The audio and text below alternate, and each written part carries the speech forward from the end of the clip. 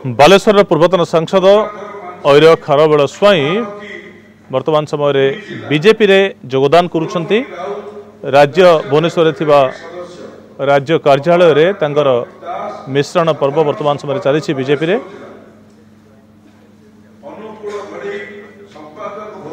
दीर्घ वर्ष धरी एकाधिक थर से बालेश्वर सांसद रही आछंती एवं या सहित दलर अन्य कर्मकर्ता माने समस्ते बीजेपी रे योगदान करुछंती। तो उत्कल भारतर विधिबद्ध भाव में विलय हो गला बीजेपी भितर एक कह जाउछि। बीजेपी रु पूर्वर बाहरी थिले खारबेल स्वाई एवं उत्कल भारत प्रतिष्ठा करथिले। विभिन्न समय रे नवीन पट्टनायकंकर दृढ़ समालोचक भाव में परिचित ऐर खारबेल स्वाई पुणी थरे खर बाहुड़ा करिसेंती, अर्थात निज मूल दल बीजेपी को पुणी थरे फेरी आछंती।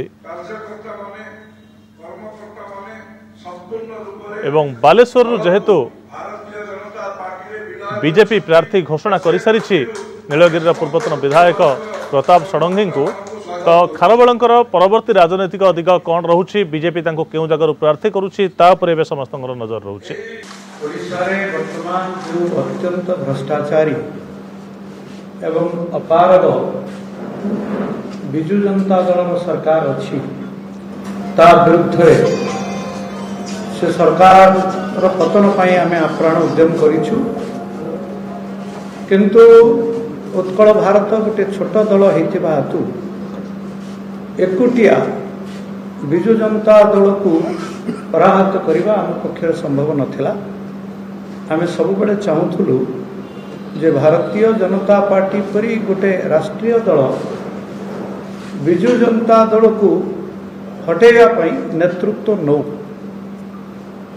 विलंबर हेले मध्य भारतीय जनता पार्टी तार नेतृत्व नहीं, से आमे उत्साहित ही यही दल संगे मिसी काम करने आग्रह निज तरफ आम आग्रह प्रकाश करूँ। माननीय नरेंद्र मोदी नेतृत्व रे गत 5 वर्ष है जो सरकार दिल्ली रे प्रतिष्ठित होईची एवं शीर्ष स्तर दुर्नीति भ्रष्टाचार को ये सरकार जो लोप करिछि, जो दुर्नीति भ्रष्टाचार जो कांग्रेस दल अति शोचनीय भाव में 2014 मसीह हारी।